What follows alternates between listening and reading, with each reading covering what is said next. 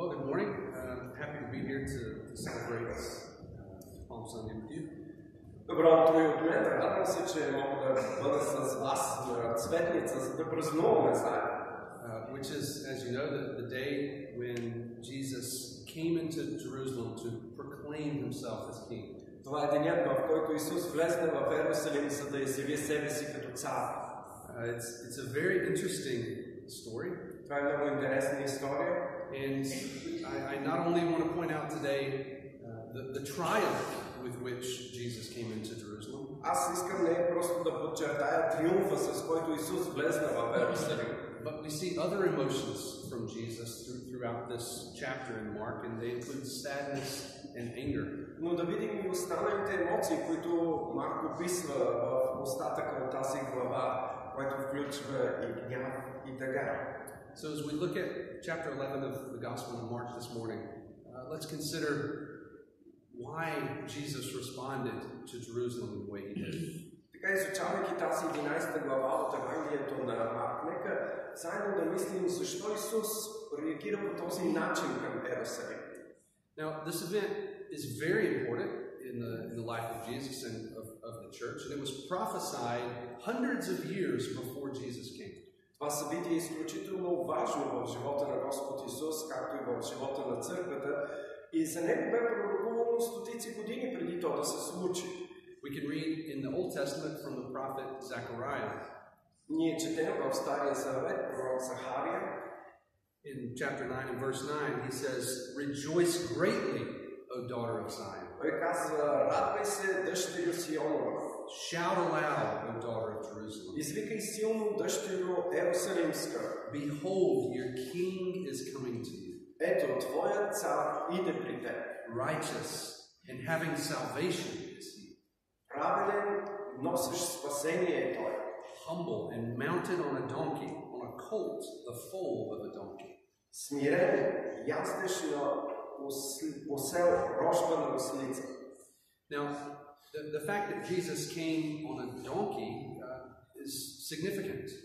Самият факт, че Исус влиза в Иерусалим яздеш на осле, е много важен. You see, in the ancient Near East, during that time, if a king would come into a city on a donkey, it meant that he was coming in peace. В Близкия изток това имаше важно значение. Ако един цар влизаше на гара в един град, това означаваше, че той идва с мир. However, if a king came marching in on a great stallion, a big war stallion, it meant that he was coming to overtake, not in peace, but through war. И в противоположния случай, ако той идва яздеш колесница и кон, тогава той идва не с мира, за да превземе този град. So by coming on a donkey, Jesus proclaims himself as the king, but a king who comes in peace. И така, идвайки, яздайки на гара, Исус прогласява себе си като цар, но цар, който идва с мир. Now, we see here that Jesus came into Jerusalem, as we said, representing great triumph, his proclaiming himself as king. Идвайки в Иерусалим, това беше върховната точка в служението на Исус. Това беше един триумф, в който той прогласяваше и разкриваше себе си като цар. But a few days later, he was dead. Но няколко дни след това той беше мъртъв. So this great triumph is followed directly by great tragedy. Този триумф е последван веднага от една голяма трагедия. Imagine a country that has been enslaved by another nation for many years. Представете си един народ, който е заробен от друга държава за дълги години. And one day a hero raises up an army and overthrows the country that was enslaving their nation. Един ден един герой издига една армия и освобождава страната си. He marches into the city with his army. Той влиза в столицата с армията си. And he sits on the throne now as the king. И сяда на трона като цар. But a few days later, he dies. Но след няколко дни умира. What are the emotions of the people? What are they feeling in that moment? Какви са емоциите на хората? Какви са емоциите, които чувстват в този момент? The people who thought, yes, finally we have our nation back. Да, най-накрая се казва, ние имаме своята свобода, своята държава. And then he dies. И след това той умира. We can begin to understand the emotions of Jesus' disciples and his followers. Ние започваме да разбираме емоциите, които Исусовите ученици изпитват. See, the Jewish nation was looking forward to the day when the Messiah would come to save them. Юдейският народ очакваше денят, когато Месията ще дойде, за да ги избави. They wanted him to restore the kingdom of Israel. Те искаха той да възстанови царството на Израел. Because at that time, their earthly kingdom was under the control of the Roman Empire. Защото по това време тяхната държава беше под римско владичество. They were a conquered people. Те бяха победени хора. They did not have freedom. Те нямаха свобода. They had to pay taxes to Rome and obey Roman laws. Те трябваше да плащат данъци на Рим и да спазват римските закони. And they were persecuted for not worshiping the Roman gods. И бяха преследвани, защото не се покланяха на римските богове. They were suffering. Те страдаха. But this nation had a promise from God. Но този народ имаше едно Божие обещание. A promise that had been given to Abraham. Обещание, което беше дадено на Авраам. Given to Moses, to David. Дадено на Моисей, на Давид. That one day their nation would be restored. Че един ден тяхната държава ще бъде възстановена.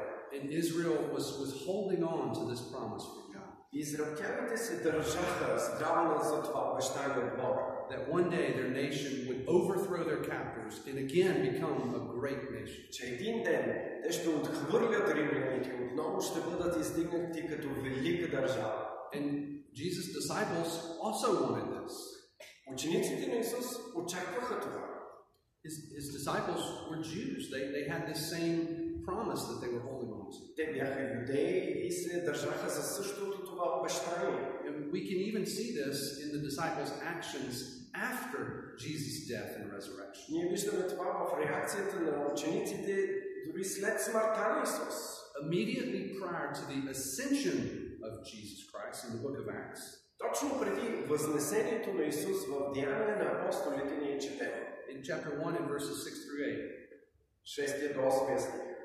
We can read, so they came together and they asked him, Lord, will you at this time restore the kingdom to Israel?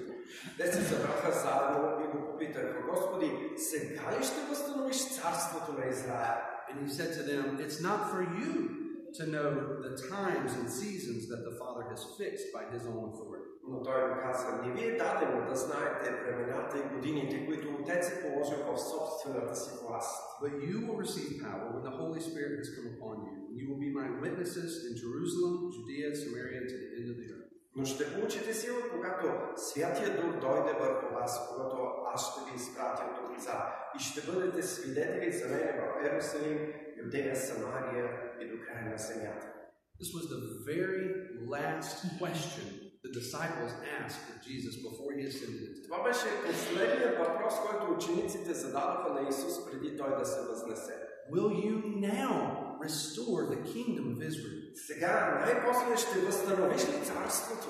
They're still thinking about the earthly kingdom. Те все още мислиха за земното царство. And Jesus says, don't worry about the earthly kingdom. Исус им каза, не се безпокойте за земното царство. I'm doing much more than that. Аз правя нещо много по-голямо от това. You're going to be my witnesses. Вие ще бъдете моите свидетели. I'm giving you my Holy Spirit. Аз ви давам Святият си Дух. To establish the heavenly kingdom. За да можем да установим небесното царство. Now go and do the work I've given you to do. Сега идете и извършете делото, за което съм ви изпратил. So on this Palm Sunday, when Jesus rode into Jerusalem on a donkey, proclaiming himself as king. И така, на Цветница, когато Исус влезна в Иерусалим, прогласявайки себе си като цар, the people were shouting, "Blessed is the coming kingdom of our father David." Хората викаха, благословено царството на баща ни Давид, което иде. Hosanna in the highest. Осанна във висините. They were shouting for freedom. Те викаха за свобода. Mostly, we can't know their hearts and minds, but mostly they were shouting for political freedom. Ние не можем да прочетем умовете и сърцата им, но Преди всичко те викаха за политическа свобода. They wanted victory over their enemy. Те искаха победа над техните врагове. They were praising God, who had so many times in the past rescued them from slavery. Те славяха Бога, който толкова пъти до този миг ги беше избавил от робство. The people wanted earthly kingdom restoration. Хората очакваха едно земно царство, което да бъде възстановено. But Jesus came to do so much more than that. Но Исус дойде, за да изпълним толкова много повече от това. He came to restore the relationship that was missing between God and man. Исус дойде, за да възстанови взаимоотношението, което беше нарушено между човек и Бог. And the people had no idea that the price for their rescue was the life of the rescuer. Хората нямаха никаква идея, че цената за тяхното избавление беше животът на техният избавител. The person that was sent to liberate Israel from captivity must die. Човекът изпратен за да избави Израел трябваше да умре, за да спаси хората. Triumph and tragedy. Триумф и трагедия. The Gospel of Luke tells us that when Jesus entered the city, he wept. Лука ни казва, че когато Исус влизаше в града на Елеонския хълм, той плака. It says, and when he drew near and he saw the city, he wept over it. Казва се, че когато се приближи до града и го видя, той плака за Иерусалим. He said, would that even you had known on this day the things that make for peace. Той казва, да бе знаел ти, поне в този твой ден, нещата, които ти носят мир. Isn't this amazing? Jesus had just entered the city triumphantly as a king. He weeps over the city. Исус се готви да влезне като цар, триумфирайки в този град Иерусалим. Въпреки това плаче за него. He had just entered to the shouts of praises, the people saying, Hosanna, blessed is the King. Хората викат наоколо него, Хосана, благословен царят. But he weeps because they did not understand who he truly was. Царят плаче, защото те не разбраха кой всъщност е той. Namely, the Son of God, the Messiah. А именно Божият син, Месията. The people did not want God. They wanted salvation from their enemy. They wanted freedom. Хората не искаха Бог, но искаха избавление от тяхните врагове, искаха политическа свобода. The people do not want to restore the kingdom of God. They want to restore their nation. Хората не търсиха възстановяване на Божието царство. Те търсиха възстановяване на своят собствен народ. They were looking for their glory and not the glory of God. Те търсиха своята слава, а не Божията слава. This is why Jesus is weeping. Ето защо Исус плаче. He can see the hearts of the people, that they're wicked and selfish. Той вижда сърцата на хората, които са зли и себични. It's the same story that we see with the nation of Israel in the Old Testament. Това е същата история, която имаме с нацията на Израел в Стария Завет. Israel wanted a king, even though God said, I'm your king. Израел поиска цар, въпреки че Бог им беше казал, аз съм вашия цар. So they asked Samuel to give them a king. И те помолиха пророк Самуил да им постави цар. And God said to Samuel, give them a king. It's not you they're rejecting me. И въпреки това, че Самуил се възпротивляваше, Бог му каза, дай им цар, защото не отхвърлиха теб, а отхвърлиха мен като цар. The people did not love God. Хората не обичаха Бога. They were not seeking God. Те не търсеха Бога. They weren't trusting God for their protection. Те не се доверяваха на Бога със своята сигурност. They wanted their nation to be like the other nations. Те искаха техният народ да бъде като всички останали народи. They wanted their earthly kingdom to be great. Те искаха тяхното земно царство да бъде велико. And God said, you have rejected me. Бог им каза, вие ме отхвърлихте. And it's the same story we see in this story. Тази история се повтаря в Новия Завет в днешния ден. The next thing we see is this interesting story that Jesus curses a fig tree. След това ние четем една много интересна история, когато Исус отива отново в Иерусалим, минава покрай една смоковница и я проклина. And it's an interesting story, and we wonder, why is this in the Bible, that Jesus would come to a tree, seeing that it has no fruit, and curse the tree?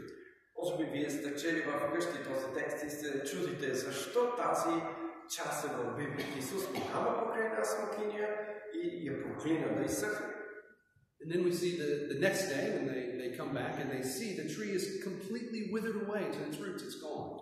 И на следващия ден, когато минават отново, те виждат дървото изсъхнало до корена.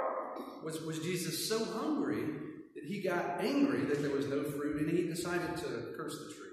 Толкова ли гладен беше Исус, че толкова да се ядоса, че тази смокиня нямаше плодове, за да я прокълне по такъв начин? Or is there another reason for this? Или има друга причина за това? Last year, I thought I wanted to curse the cherry trees because they didn't have a particular good year. Миналата година аз имах желанието да прокълна черешите, защото не беше хубава година и нямаше достатъчно череши. One of the things I like best about Bulgaria is the delicious cherries and the fruits. Едно от нещата, които най-много харесвам в България, това са черешите и всички останали плодове. Last year, it wasn't a particularly good year. I wasn't happy about that. Миналата година не беше особено добра и аз хич не бях щастлив. I'm hoping this year will be better. Надявам се, че тази година ще е по-добре. But last year, I didn't curse the trees. Но миналата година не проклех дърветата. I understand that the weather and different cycles with the trees produce seasons of fruit. Аз разбирам, че времето оказва влияние и има различни периоди, понякога те дават повече плод, понякога по-малко. So why does Jesus curse this tree? Why does he commit it to die? Защо Исус прокле тази смокиня? Защо тя трябваше да умре? The tree is a symbol of the nation of Israel. Това дърво беше символ на нацията Израел. The passage tells us that Jesus was hungry and he looked in the distance and he saw this tree. It was in leaf. It looked good. Казва ни се, че като минаваха, видяха смокинята, която беше раззеленила, беше хубаво дърво. And we all know that fresh figs right from the tree are very tasty, so he went to take some. Ние знаем, че свежите смокини са много вкусни, да се откъснеш така от дървото. Исус отиде. But there was no fruit on this tree. Но на тази смокиня нямаше нито една смокиня. From a distance, the tree looked good. Отдалече дървото изглеждаше хубаво. But as Jesus came closer to the tree, но колкото по-близко Исус идваше до дървото, it was not good. Не беше добро. This is a picture of the nation of Israel. Това е една картина, която представя народът на Израел. From a distance, Israel looked as if they were following God. They were God's nation. Отдалеч те изглеждаха като Божият народ, хора, които следват Бога. They had the temple in Jerusalem. Имаха храма в Иерусалим. They followed the laws and the traditions and the rituals. Следваха законите, заповедите, ритуалите. They had feasts and sometimes fasting. Имаха празници, пости. They observed the Passover. They taught their children to observe the religion and worship God and not other idols. Спазваха Пасхата и други празници и учиха децата си да спазват празниците и да не се покланят на други богове. So from the outside, they looked very religious. Така че външно те изглеждаха много религиозни. But Jesus was not interested in the outward appearance of Israel. Но Исус не се интересуваше от външния изглед на Израел. He's concerned for the heart. Това, което го интересуваше, беше сърцето. Jesus had previously told his disciples that every good tree produces fruit. Исус беше казал на своите ученици, че всяко добро дърво дава добри плодове. So again, he uses a fruit tree in a metaphor to give a message. И отново той използва това дърво, за да предаде съответното послание. If a tree is healthy, it will grow bigger and produce fruit. Ако едно дърво е здраво, то расте и принася плод. If a person is following God, he will become more spiritually mature and produce spiritual fruit. Ако един човек познава и следва Бога, тогава той расте духовно и принася духовни плодове. But if he simply looks good on the outside, but on the inside he's dead, he will not produce fruit. Но ако само външно изглежда добре, а отвътрешно е пълен с грях, тогава той няма да произвежда плод. Jesus wants the hearts of his people. Това, което Исус иска, е сърцата на своите хора. Not simply their outward obedience to the laws. Не е някакво външно послушание на традиции и изследване на празници. This is the story of the fig tree, and this is why Jesus weeps over Jerusalem. Ето защо имаме тази история с изсъхналата смокиня и ето защо Исус плаче, когато влиза в Иерусалим. The next thing we see in the chapters that Mark records is that Jesus goes into the temple. Това, което Марк е записал, че след това Исус влиза в храм. The first day he goes into the temple and then goes out. Първият ден той само влиза, разглежда и си излиза. But then the next day he comes back. Но на следващия ден той се връща обратно. Jesus cursing the fig tree was something of a prophecy for what would happen to Jerusalem. Проклятието, което Исус нанесе върху смокинята, беше един вид пророчество за това, което ще се случи с Иерусалим. And now we know from history that in the year 70 AD, Jerusalem was destroyed by the Romans. И ние знаем от историята, че през 70-та година след Христа Исус беше разрушен напълно от римляните. So with the tree, he gives this prophecy. Така че чрез това дърво Исус дава това пророчество. But then he comes to the temple and gives the people a more tangible example. Но след това идва в храма и дава едно преживяване на хората, което е по-свежо. Now I think it's interesting that when we think of Jesus, we usually see him as this very calm and serene person. Когато мислим за Исус, ние винаги си го представяме като един много спокоен, невъзмутим човек. Maybe we think of him, sitting with children gathered around him, telling them about the love of God. Ние си го представяме винаги като по картинките Исус, обиколен от деца, казва им за Божието царство и Божията любов. And these things are true. И тези неща са верни.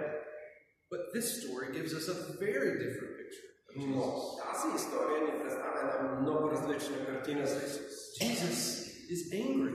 Исус е ядосан. He comes into the temple and he's turning over tables and throwing chairs and rushing people out of the temple. Той е абсолютно разгневен, влиза в храма и преобръща масите, столовете, гони хората. In the Gospel of John tells us he made a whip of cords on one occasion when he leaves the temple, and he's driving the animals and the people out of the temple.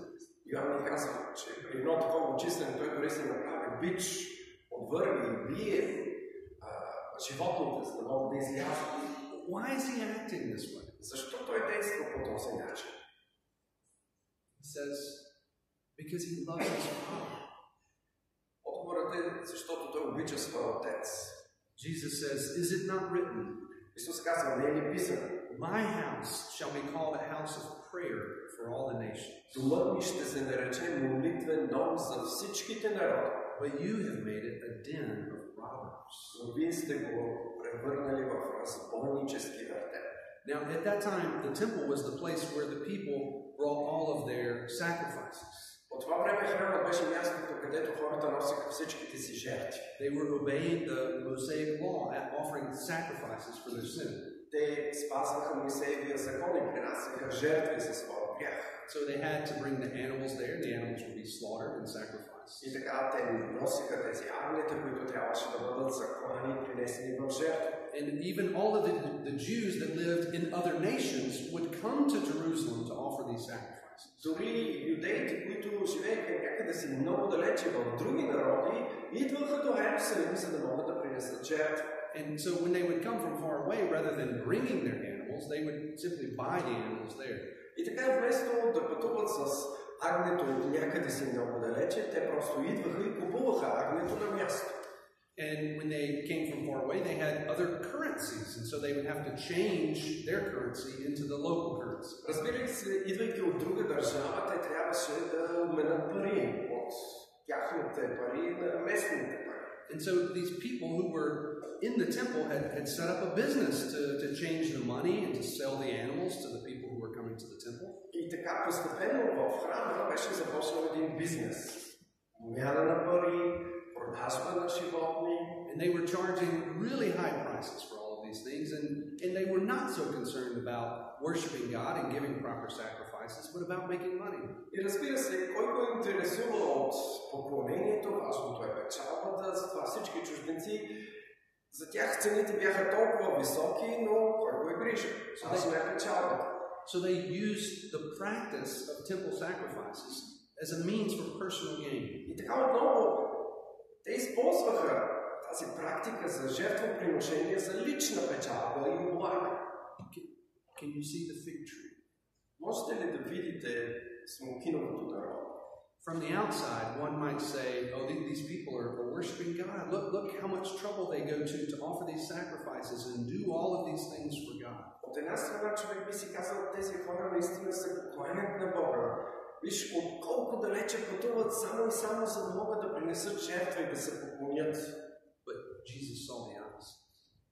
Но Исус виждал обратното. He saw the hearts of the people who had corrupted the temple. Исус вижда сърцата на хората, които са корумпирали храмът. Throughout the New Testament, we see that the people whom Jesus treats the most harshly are those people who pretend to be Christians but are not. И в целият Нов Завет ние виждаме как Исус отнесе най-строго към хората, които представят себе си за християни, но не са. Those people who come to him humbly as sinners, he treats them very differently than these people who pretend to be Christian. Хората, които идват при него с смирение и просят му за милост за своя грях, към тях той се отнася коренно различно, отколкото към тези, които идват и представят себе си за праведни. These people who think they are worthy or they have earned God's forgiveness or God's love. Хората, които идват със съзнанието, че са достойни, че са заслужили Божията прошка. They think they deserve gifts from God. Те смятат, че заслужават Божиите дарове.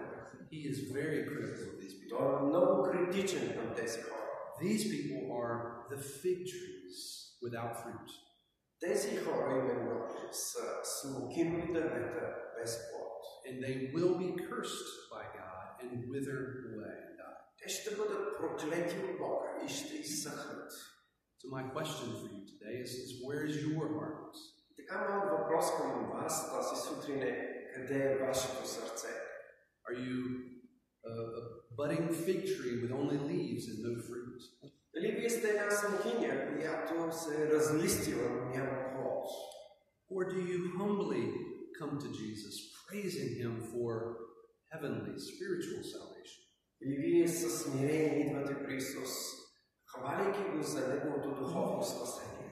Are you longing for the day where you will be reunited with your Creator? Копнете ли за деня, в който ще бъдете съединени заедно отново с вашият Творец?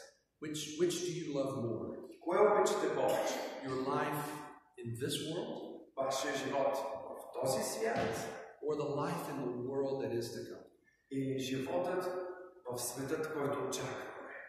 I think many of us are like the nation of Israel. We're trying to raise up and establish our kingdom here on earth. Мнозина от нас са, може би, като израелтяните. Обичаме да установим и издигнем живота си тук, на този свят. And we are not concerned with establishing the kingdom of God. И ние не се интересуваме от установяването на Божието царство. I think we all must ask ourselves these questions. Всички трябва да си зададем тези въпроси. We must examine our hearts. Трябва да изпитаме сърцата си. Because we too can praise Jesus on the outside. Защото и ние можем да хвалим Исус външно. We can shout Hosanna to God. Можем да пеем Осанна на Бога. And at the same time live very far from God. И в същото време да живеем много далече от Него. God wants your heart. He wants to be your first love. Бог иска твоето сърце. Той иска да бъде твоята първа любов. He sent His Son die so that you can live with him forever. Той изпрати своя син, за да умре вместо теб, за да можеш да живееш с него завинаги. If you believe that Jesus Christ is the Son of God, the Messiah, вярваш, че Исус е Божия син, Месията, that he was sent by God and he's the only way to get to God, че той е Божия син и единственият път, за да стигнеш до Бога, then the Bible tells us if you believe this, then you are saved. Библията ни казва, че ако ти приемеш това и живееш според него, тогава си спасен. And one day Jesus will come again to take you with him to heaven. Един ден Исус ще дойде отново, за да те вземе, да бъдеш с него в небето. On that day we'll have our new bodies that are fit for living in heaven. В онзи ден той ще ни даде нови тела, които ще бъдат способни да живеят в небесното царство. And we will live with our heavenly Father forever. И ние ще живеем с нашия небесен баща завинаги. This is why Jesus came into Jerusalem proclaiming himself as king. Затова Исус влезе в Иерусалим, прогласявайки себе си като цар. To announce the coming of our Lord Jesus. За да възвести своето идване, второ идване. And so that we might look forward to the day when he comes again. За да можем ние днес да очакваме именно това триумфално завръщане на Господ Исус. Амин.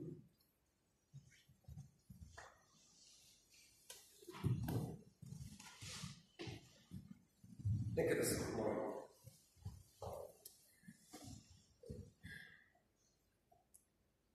Свети Господи, Ти си сърцеведец и познаваш сърцата. И може да сме се облекли добре, да сме се гримирали добре, да сме си оправили прическата, да изглеждаме много добре външно. Но само Ти си този, който познаваш сърцата. В този ден, когато Ти влизаш в Иерусалим и напомняш, че искаш да влезнеш като цар и господар в сърцата ни, в целият ни живот, във всичко това, което сме. Ние можем да те посрещнем, можем да те не просто приветстваме и живеем живота си така, както ние искаме, но със смирение да учиним всеки един аспект от живота си. Нашият личен живот, нашият живот на работното ни място, нашето семейство, нашата църква, всичко това, което сме и имаме на Тебе, защото Ти си нашият цар, който ни даваш истинската свобода, истинската надежда, истинската прошка и истинският живот. Ние ни напомним Твоите думи, че ще дойдат много хора при Тебе, които ще кажат, не в Твое ли име чудеса и знамения правихме, демони изгонвахме, толкова много други неща правихме. Ти ще им кажеш, никога не съм те познавал. Ние да отворим сърцата си, да Те познаем лично и да предадем живота си на Тебе, защото без Тебе ние сме загубени. Така както Давид се моли, Боже, изпитай сърцата, познай мислите и виж дали има в нас оскърбителен път и години по вечния. Да бъде благословено на Твоето велико и свято